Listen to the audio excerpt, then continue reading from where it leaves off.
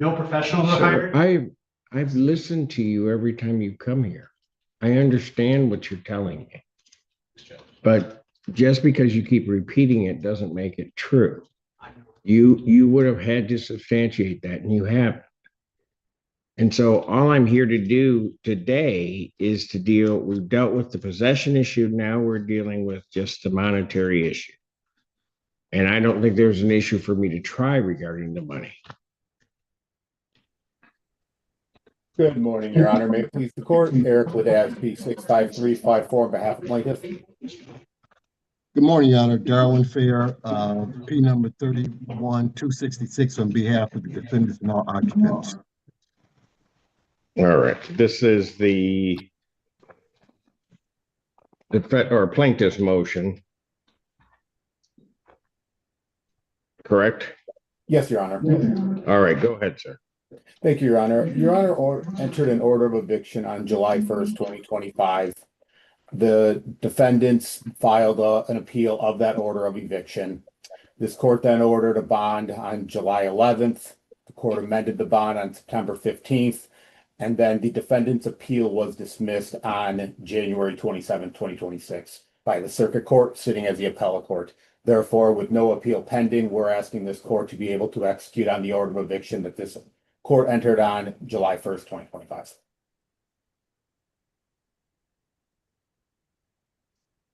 Mr. Fair. Thanks, Your Honor. First of all, thanks for allowing me to appear by Zoom. My clients really appreciate that. With regard to our argument, let me just say this, Your Honor. There's three issues. Number one, the underlying case is actually before the Michigan Court of Appeals. That case has not been decided by the Michigan Court of Appeals by way of delayed application for leave to appeal. So with regards to the underlying case of this matter that's before the court is still pending. Number two, with regards to the Washtenaw County Circuit Court, I have been retained to appeal that case, so we intend to appeal that forthwith. And then number three, with regards to escrow. And Judge, let me just say this with regard to escrow. My clients just do not have the financial wherewithal to make escrow payments. And let me explain why. As the court knows, this is a storied case. There have been a number of properties involved, the most important of which have been my clients' actual business in which they derive revenues. That has been turned over to the plaintiff. And so my clients have a huge, huge financial distress as a result of it. And I would also add that that property, the equity in it, is my understanding around $2 million that the plaintiff now has. And with regard to this property that's currently before the court, this is their home. And the equity on that, my understanding is around $2 million. So we're asking, Judge, that two reasons for a stay. Number one, the underlying case in the Wayne County Circuit Court is still pending. And number two, I have been retained to file an appeal of the Washtenaw County Circuit Court. The bottom line is no one knows what these courts are going to do. If they rule in my client's favor, it's going to obviously be a problem for the plaintiffs in this matter. So it just seems to me this last piece of property, which is the home of the defendants, be stayed pending the outcome of the appeals. Thanks, Your Honor. Any additional response from the plaintiff? Yes, Your Honor. Regarding the escrow order, this court made it crystal clear in its amended bond dated September 15th. As long as there's an appeal pending, with Mr. Fair's arguing there is an appeal or there's going to be an appeal, the defendant shall post $5,823 per month commencing October 1st. So as we sit here today, they are $29,115 short on escrow. So if this court is going to entertain a stay, I would ask the court to order that if a stay is entered, they must post the $29,115 forthwith and continue that amount. Well, this court is not inclined to issue the stay. If the defendants wish for a stay in this matter, they can certainly request it of the appellate court for a stay on this. However, to the extent a stay is granted, all back escrow must be paid into this court prior to a stay of the writ. In this case, that will be my rule. And certainly the Court of Appeals or whatever appellate court can overrule that. But if they do issue a stay, then this court believes that all escrow should be paid, as that was a condition of the stay pending appeal, and is consistent with the court rule. I have read the order of the Washtenaw County Circuit Court. Believe it to be in order. They have held that decision.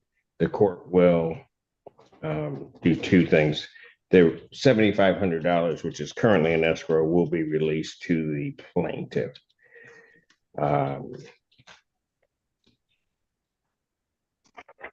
And I will, I am signing as we speak the order of eviction. That order of eviction may issue and may be executed on. So, Your Honor, if I may, if we're allowed to appeal or ask the Michigan Court of Appeals for a stay, we would need time to do that. We can get that motion out as soon as we file the appeal. So I'd ask the court to stay the eviction until the Michigan Court of Appeals has made a decision on our stay. absolutely not, Mr. Fair. I'm not going to stay this any longer. Okay, well, Judge, what about with regards to the 29,000, and I don't have that exact amount, 29,000. Mr. Ledez, how much did you say that is owed in escrow? $29,115 from October through February for at $5,823 per month. Okay, and Judge, what if he posts that amount? Then if he posts that amount, he apparently You won't would be need to evicted. have an appeal pending and that, but I'm not staying my order.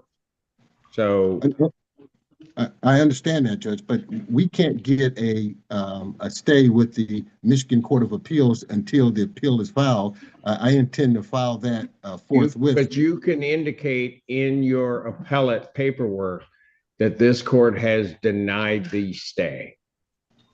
And then they can act if they so choose to do so. Yeah, and I understand, Judge. The only point I'm making is the Court of Appeals, and I've done these before, the Court of Appeals don't give you an answer overnight. I would say, because here's the process. The process is that you ask for appeal bond and you ask for I understand how, Mr. Fair, yes. I understand how the process works. You've done it 5 or 6 times in my court, so I certainly understand it, and I know how it operates. What I am indicating to you is I am not staying the order of eviction. The order of eviction will issue. If you may have an order indicating, or you can indicate to the Court of Appeals that this court has denied the stay, and then you can choose to do so. You can, if they decide to act, if they will act in time for you, then they'll act in time for you. If not, well, this is where it's landed.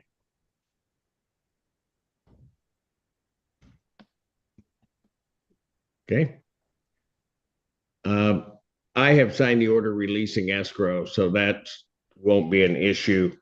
And I also have signed the order of eviction, so that may go forth as soon as it can go forth, unless it's stayed by an appellate court.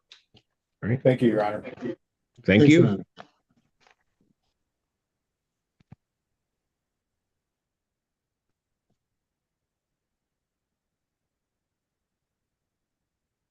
Pleasant Lake versus Christopher General.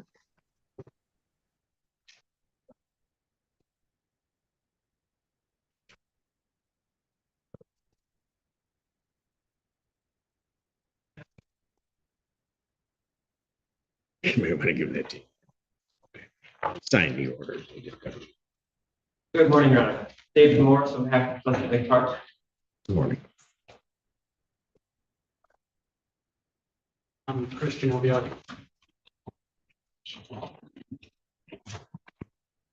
What are you trying to hand my bailiff? I tried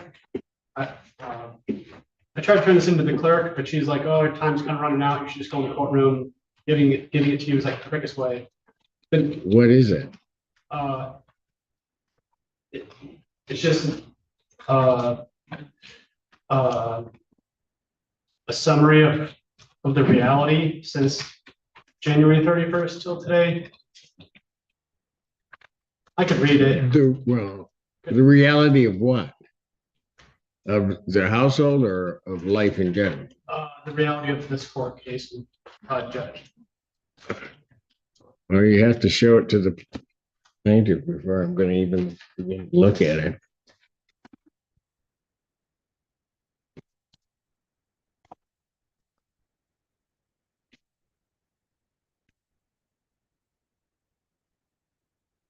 Do you mind? I don't mind. No, this would be his argument today, anyhow. It's just a roadmap to his argument.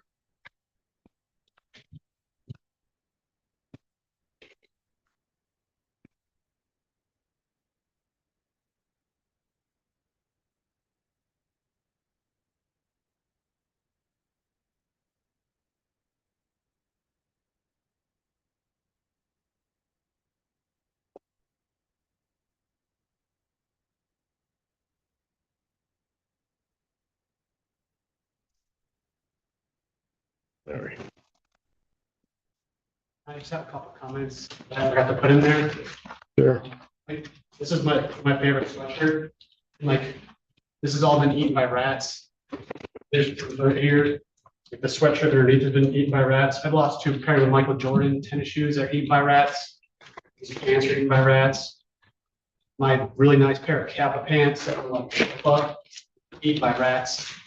I removed everything that I could from that house that's rat infested, that's owned by Mr. Weasel.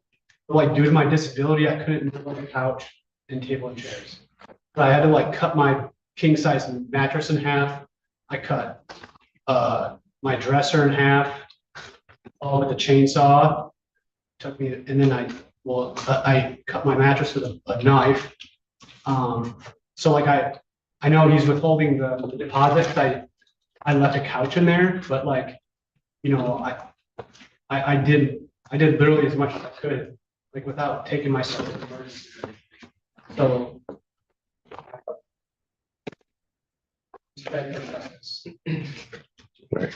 Good morning, Your Honor. We're on today's final settlement conference.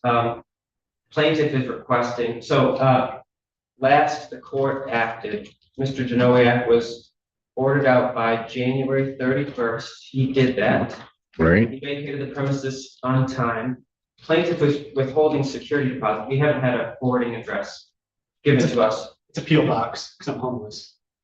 But the rent has been withheld for the security deposit has been withheld for unpaid rents, not for damage to the premises. There was some furniture left, and I would say excessive filth and trash, which demanded cleaning, but that hasn't been, we haven't charged for that at present. And so plaintiff. Don't mean that. How much was the security? The security deposit was $1,000. Okay. The outstanding rent, including the gas bill that was never changed over to his name. It was changed on the 31st. It was Sir. Hang on. I will let you respond. I always do. But go ahead. Thank you, Your Honor. The unpaid rents and gas bill is $4,005.19. If Your Honor were to, so if we apply the security deposit, the amount outstanding is $3,005.19. If Your Honor were to disperse the escrow funds, unpaid rents would be $1,770.19. And so that's what plaintiff is asking for today, Your Honor. I can make additional arguments for why I believe there's no tribal issue in this case, if that.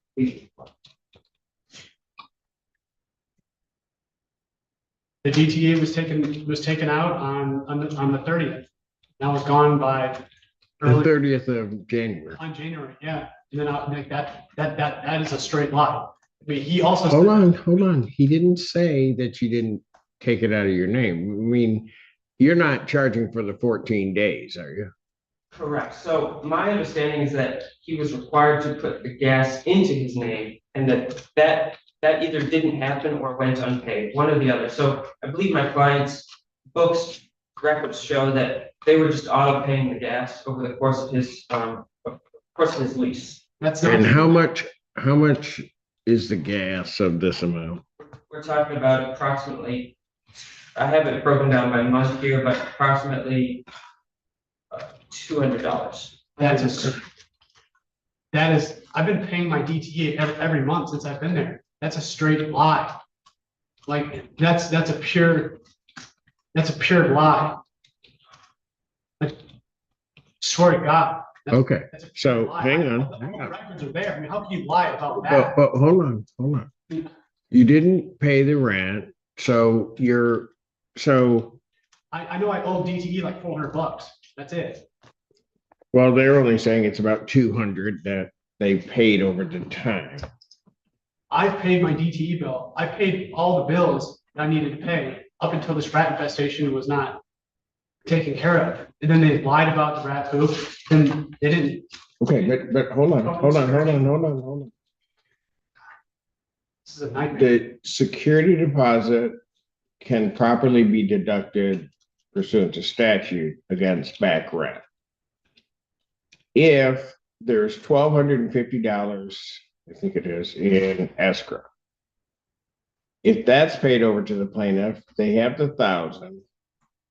Your balance with your unpaid rent and the gas bill, but hold on, would come to the 1,770.19. If I were then, and maybe over the objection of plaintiff, but again, I really don't have a tribal issue, and I don't know if plaintiff wants to try it over $200. If I were to give you credit for the $200 gas bill that they're claiming, That's And- it, just $200 over the whole time, not $200 every month. I just have this understanding. I'm sorry. well, if you had listened to what counsel was saying, that's what he's indicated to me, that it's about $200 that they've paid. So hang on, if I give you credit for the $200, that would bring any judgment amount to $1,570.19. So I give you credit for the gas. So I'm disabled and homeless. I can't afford to pay anything. I'm barely eating as it is. And I lost my job because of this rat infestation. I worked from home for AAA. There's a full-blown rat infestation in the house. He got my next door neighbor to lie about it. Who is Steve?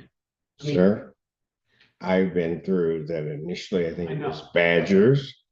Then I think there was a beaver that came up. you know, Then that transformed into mice.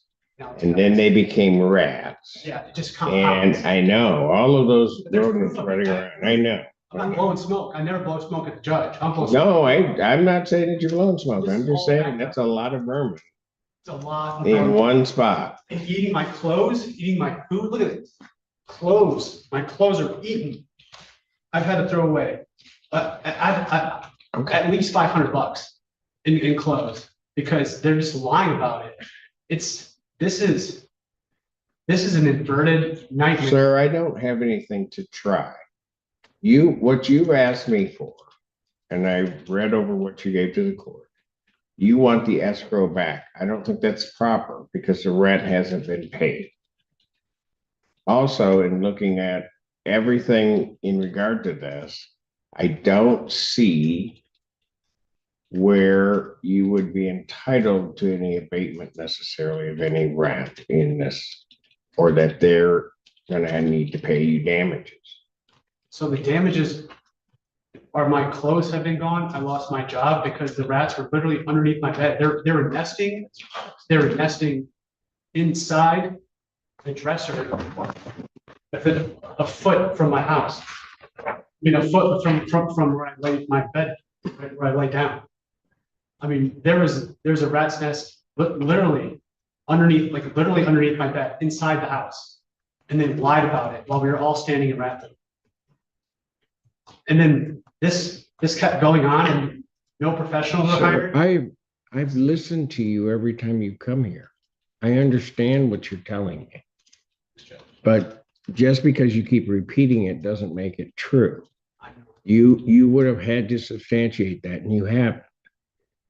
And so all I'm here to do today is we've dealt with the possession issue. Now we're dealing with just the monetary issue.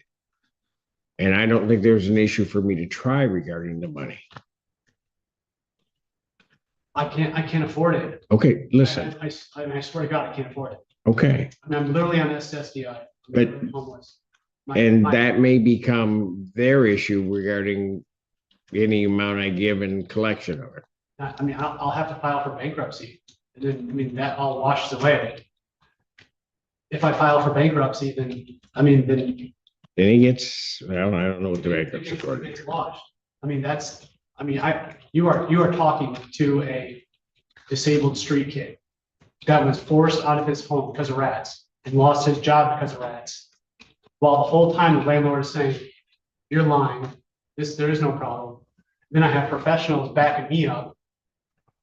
And then I have him saying that, like, oh, he's told other neighbors that he's gonna shoot me. Where is that neighbor? That's defamation. I mean, I know that's like a different court case, and I have to go get a lawyer, blah, blah, blah, blah, blah. I know we're just talking about money today, not defamation. That's a different case. I get it. I'm not dumb. But I mean, like, I've been defamed. I've been put on the street. I have lost my job. I've lost my clothes. I've lost my health. I've lost literally almost everything because Mr. Weasel is not maintaining his property. I mean, I'm repeating myself because I'm just expecting you to slam dunk on these people and pay me and shame these people and wish me well. That's what I thought. I mean, you have a reputation of being the all-star judge in Michigan. I expect you. I don't know if that's the case. I mean, I'm just being honest. My kids think of me that way, but I don't know anybody else. I mean, I'm not No, gonna say listen, it, but I know you're good. listen, sir, listen. You may have thought you knew what I would do in this case. There are attorneys that come in every day thinking they know what I'm going to do, and then they become greatly surprised. Because what I'm going to do is I'm going to follow the law.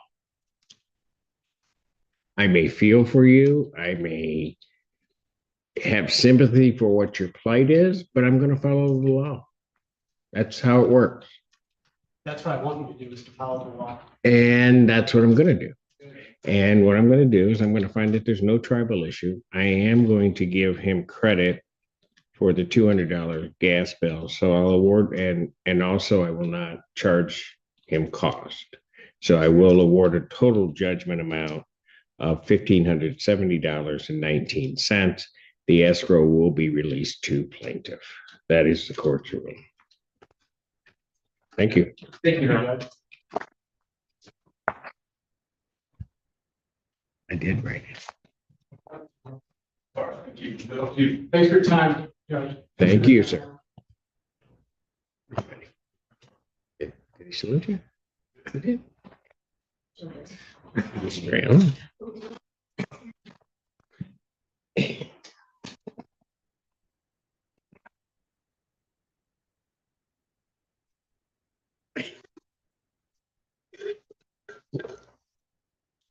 I think we all need to salute you.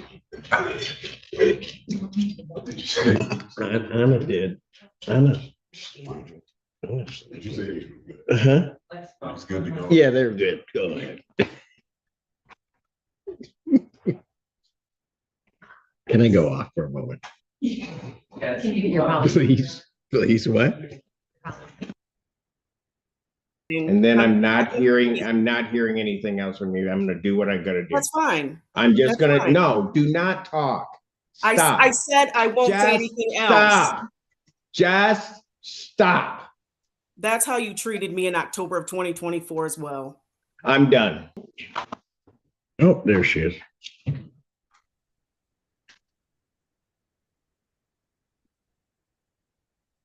Good morning. Gil Stanford.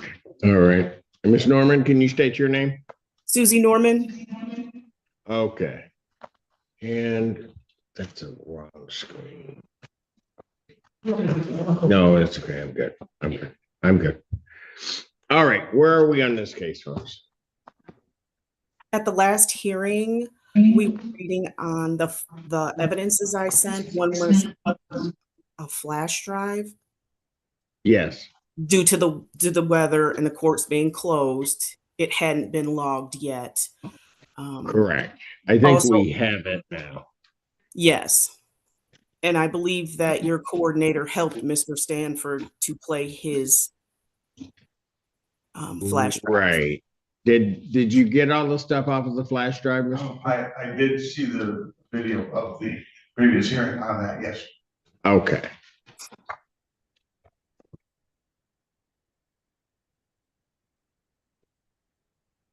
And so with reference to that previous hearing, you have something you're holding up. What are you trying to get? I submitted to the court an answer to that, and I sent a copy to her. I don't know if she's received it or not yet. Is that the response to defendant's objections and evidence submitted about January 15th, 2024 hearing? That's correct. That's what you, okay. That's correct. All right. Have you received that? I have not. Okay, folks. All right.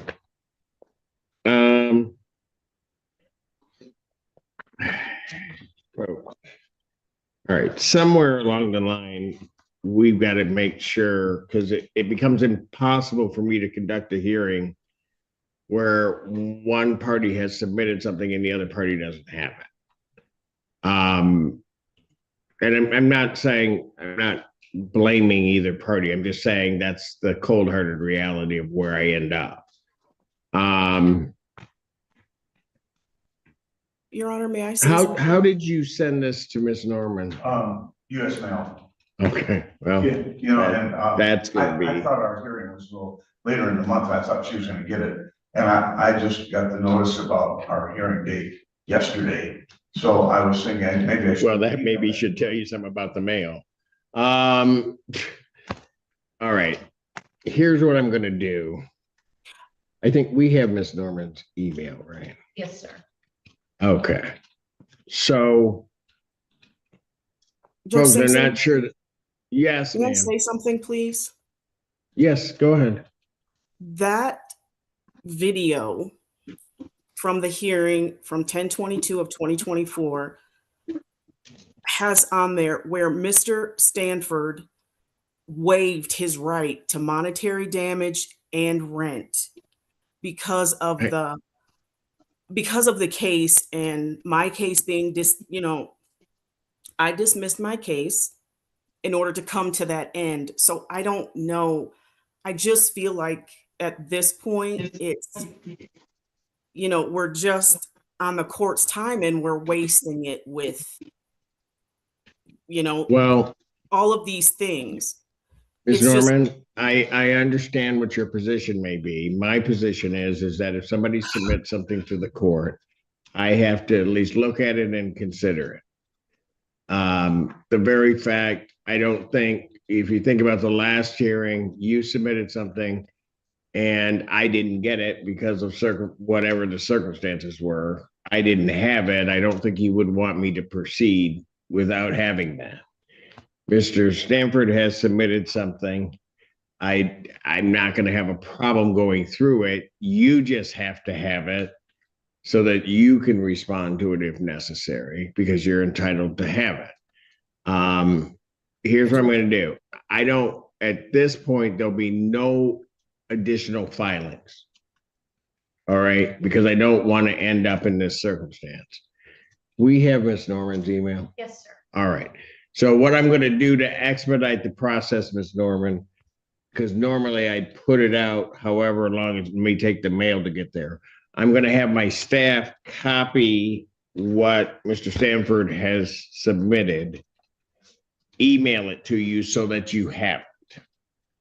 Okay, So, and then so what my happens next- then? He's got an answer to the video, and then I see something on his answer, but yet I can't then answer. you guys can argue that before me. Miss Norman, I can't force this to go any different.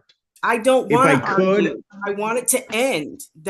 I want it to end. And this is just how we were in October of 2024. Frustrating you. So I am not frustrated. I'm frustrated by your failure to I'm not a failure. permit the court to I'm not a proceed failure. with how it has to proceed. I just explained to you why I can't do it the way you want me to do it. Because he submitted an answer. Is that correct? What did I just tell you, Miss Norman? What did I just tell you? Sir, I've been in this courtroom almost probably 13 times now. It's very frustrating for me. I'm not a failure. I'm doing everything that I can to end this court case.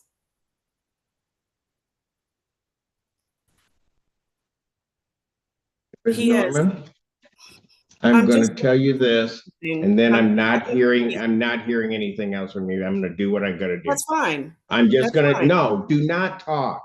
I Stop. said I won't say anything else. Stop. Just stop. That's how you treated me in October of 2024 as well. I'm done. Then here's what we're going to do. We're not sending it. She'll wait for the mail. I'll just adjourn this case out. Where are we adjourning it? Yep, we'll just put it out so she can get the mail. I'm going to do it that way. I was trying to expedite it for her, but she's going to treat me rudely. It's I not going to don't happen treat that you way. rudely. Give I'm me a very date. I'm respectful. done. Mute her because I'm done with you. March 10th. March 10th. I'm adjourning this to March 10th, 2026, 9 a.m. Thank you. You can kick her out. Thank you, Aaron. See you then. Yep.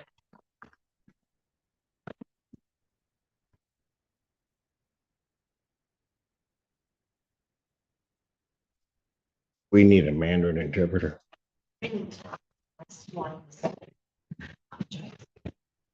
Would you like me to do that now or want to do your something first? I don't know what he wants from me.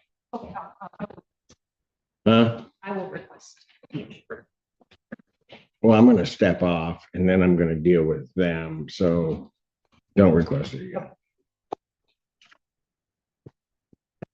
Can stand in recess, everybody can remain seated. That's-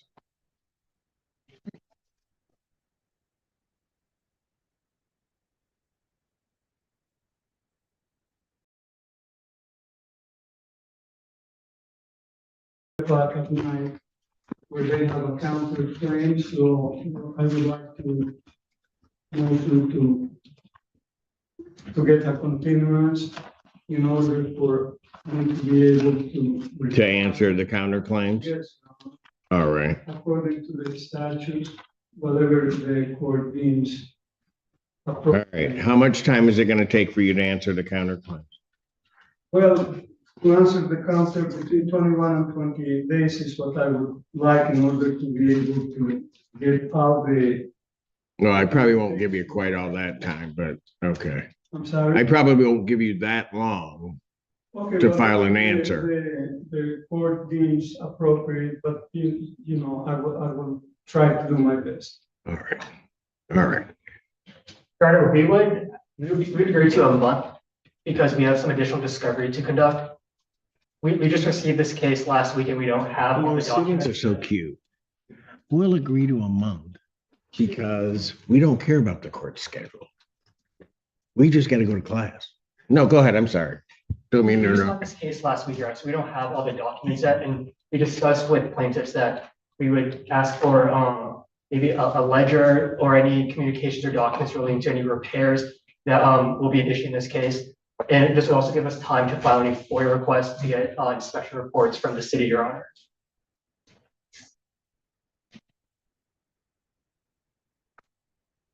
So do you have a problem with the month adjournment? No, Your Honor. as to what the note Nobody comments, cares uh, about my docket. Nobody cares. or, you know, No, I know, you're saying whatever. They don't do that. They come in just like demanding a month, but they get that from Santa Croce. Just demanding time. All right, let's do it this way. Do you have a ledger that you can provide them and repair records? I will provide them with whatever I have, I will provide it to them. Yes, I do have a ledger. Okay, I have payment ledgers, I have, you know. okay, but what about documents regarding repairs to the I would premise? have to look them up because there has never been any repairs except for one time, 2-3 years ago, when there was a little water problem. And I had to pay a plumbing company to come and clean up the line. line. And they did that, and after that, everything has been good.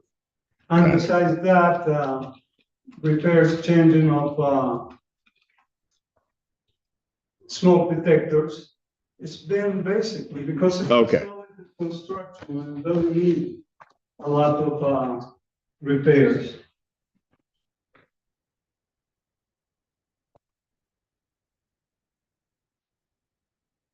Oh, we did change the roof 2 years ago. That was, but that was preempted.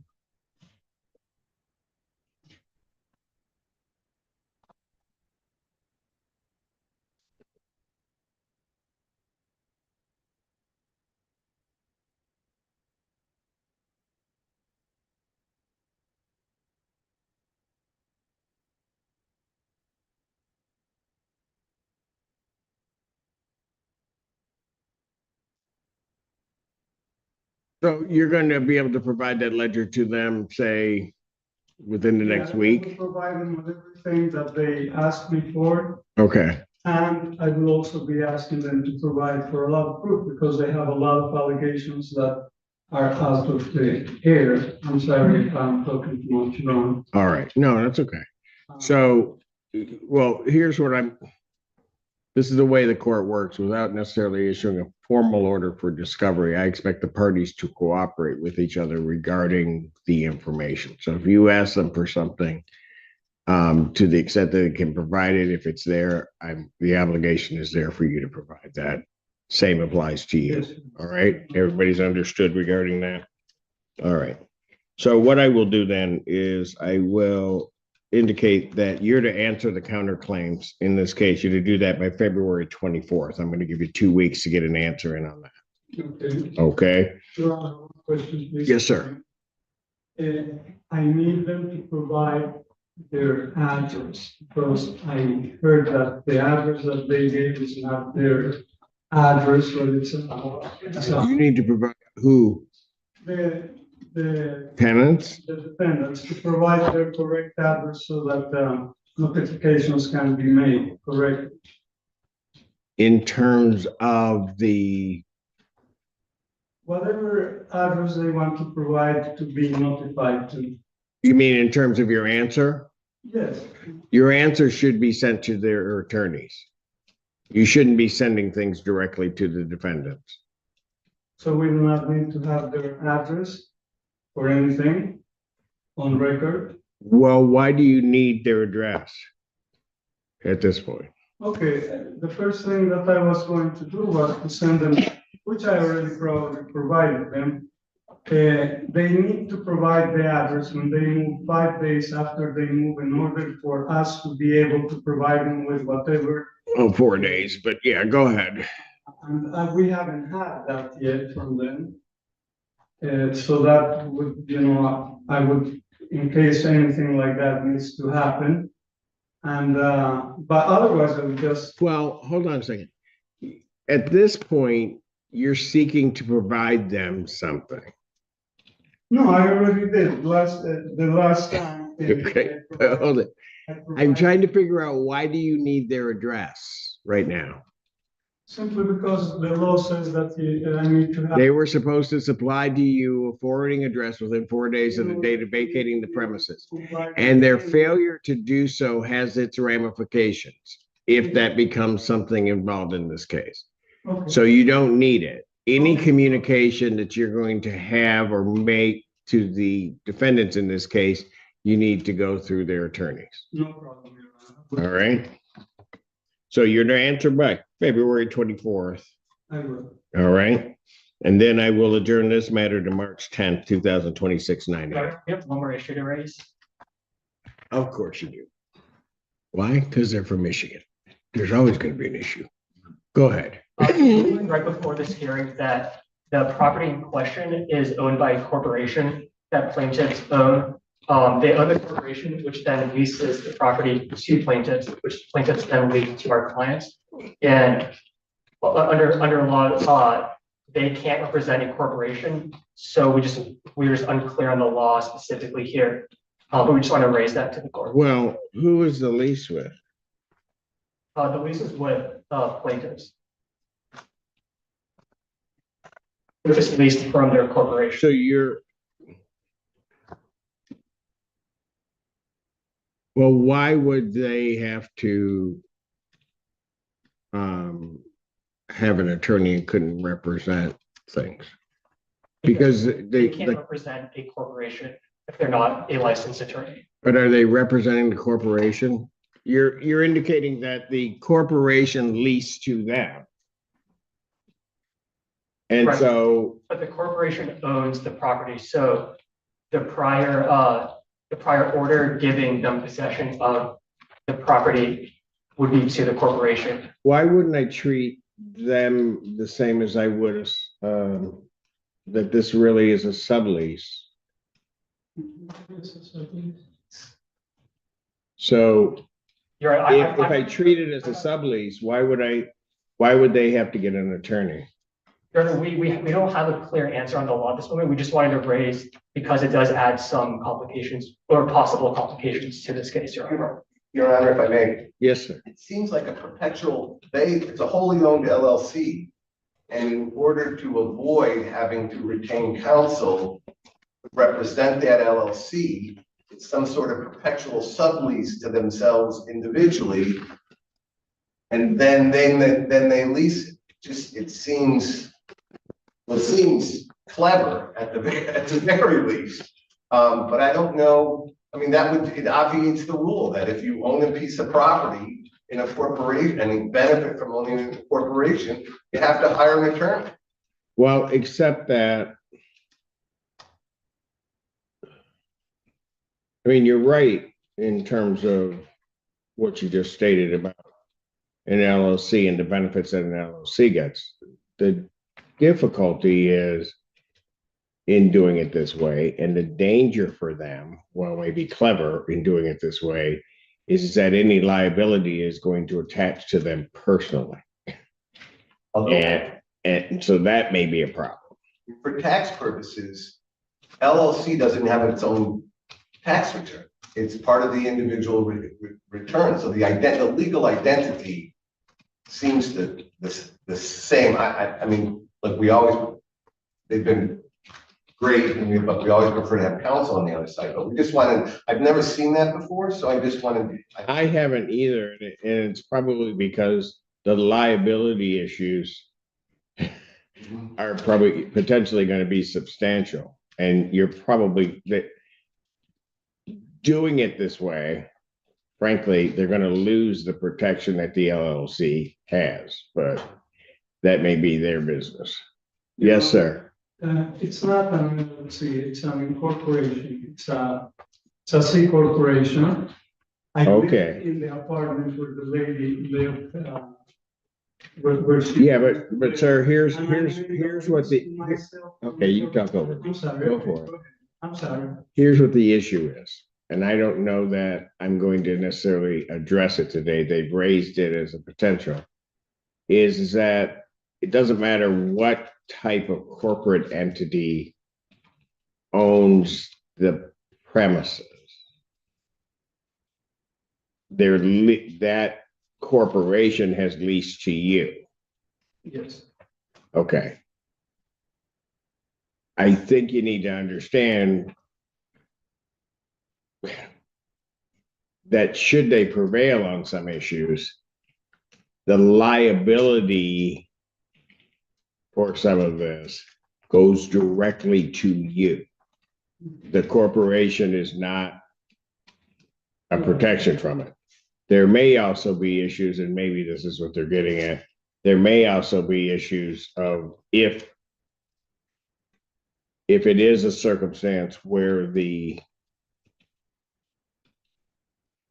corporation isn't really there, that it's just there in name, but you guys are operating, then they're going to go behind that corporation if they needed to get at the property. So, I understand that. okay. Corporation is legal, everything is up to date. And it's Yeah, but so let me put it this way, and I'm not saying that it is, but if it were a situation that the corporate entity is really nothing more than a sham, that can create other problems for you. I understand, Your Honor. But Well, I hope you do. I don't know if we'll get there. Pardon? It's an interpreting corporation which owns the premises, and it works with the courts. I provide interpretation for the court. I'm a qualified interpreter, so the corporation is good, Your Honor. So I have no qualms. Well, it may be for some purposes and maybe not for others. Yeah, I'm going to suggest to you, sir, this having been raised, because I don't think you understand what I'm saying. I'm being very careful in what I say, that you may want to get some legal advice, because I can see where it may potentially cause some problems. Anything else? That's it, Your Honor. You sure? Yeah. You sure, Seattle? Yes, sir, Your Honor. He's a Patriot fan. He's a Patriot. Your Honor, You know what? I should take him. I should have you take him in. See? No. He didn't know what to do. He's like, oh my God. one more question, Your Honor. Yes. You gave me 14 days, but if you give me 21, since they are asking for a month, that way I can have a little more time to provide them with whatever they are asking me to get. I need an answer by then. I'm not saying that I need all of the documents. Oh, okay, I'm I answering mean, legal purpose to, if anything comes up, I can add it to the answer. Is that correct, Your Honor? I'm not going to say it that way. You need to answer their counterclaims by that point. The providing of documents and other information between the parties is something that is going to continue throughout. So you get the 2 weeks. You can provide an answer to this in 2 weeks. I'll see you guys in 30 days. Okay, Your Honor. Thank you, Your Honor. Thank you. Thank you.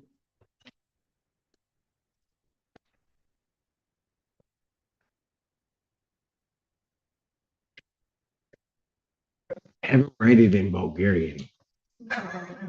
Just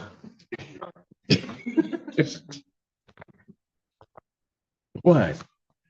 Just see if he can, because I don't know if he's telling me the truth. I just don't know. Just saying. I'm impressed. I didn't realize you read Bulgarian. I do. I'm fluent. Yeah. So much. That's peace. Thank you, guys. Take care. What is this last one? Requires a Mandarin interpreter. Requires a what? Mandarin. No, it doesn't. Is present, but I don't believe. 10-year cap. But the judge reviewed everything carefully. The victim was 16. The law is clear. No excuses. 2 years in prison. Lifetime registration. No legal re-entry into the US.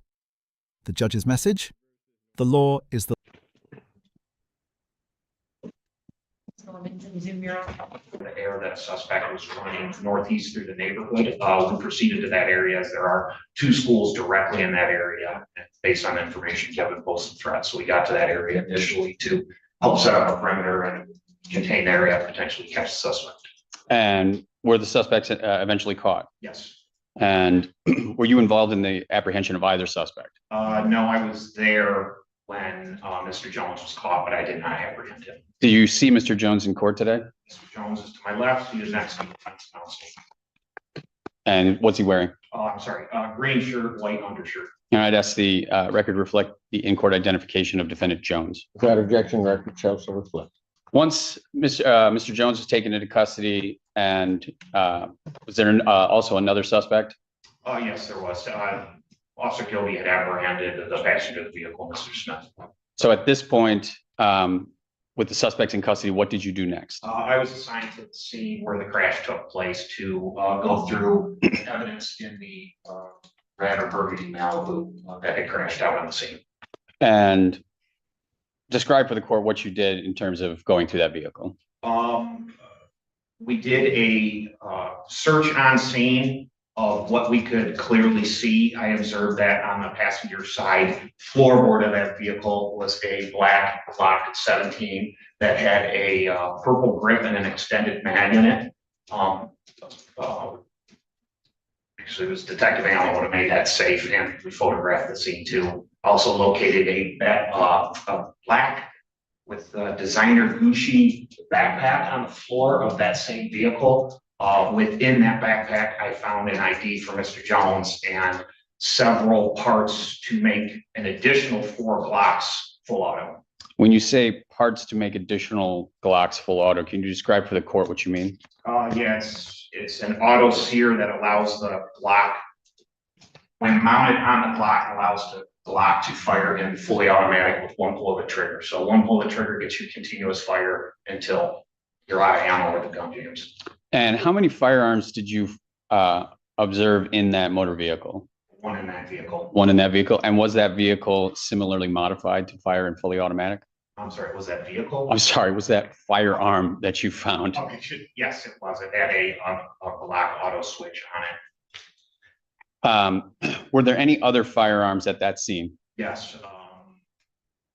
There was a Glock 40 10mm on the passenger seat of Officer Gilby's patrol car, and there was a Glock 19X tan in color that was on the driver's seat of Officer Gilby's patrol car. Said 19X. 19X, yes. Okay. And do you know where those firearms came from? The Glock 40 was recovered by Officer Gilby. I'm just going to object to any hearsay there, Your Honor. I've already heard the testimony, so it doesn't matter. I know where it came from. I So, understand. I'll sustain the objection, but it doesn't matter. Understood. Go ahead. Thank you. The Glock 17, do you know what the caliber of that firearm was? You're talking about the one on the floorboards, correct? Yes, sir. And then you also said there was a Glock Model 40, correct?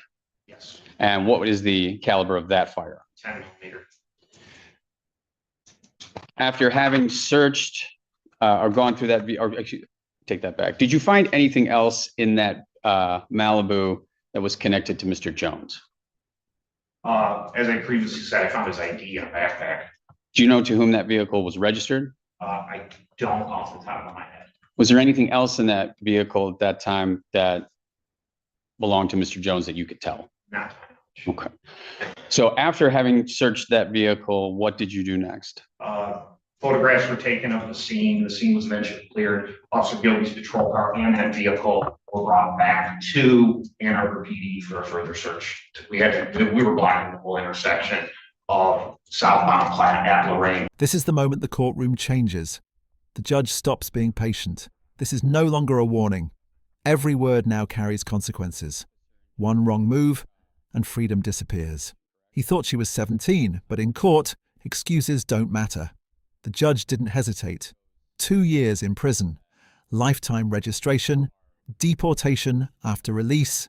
Then came the final blow. Was it worth it?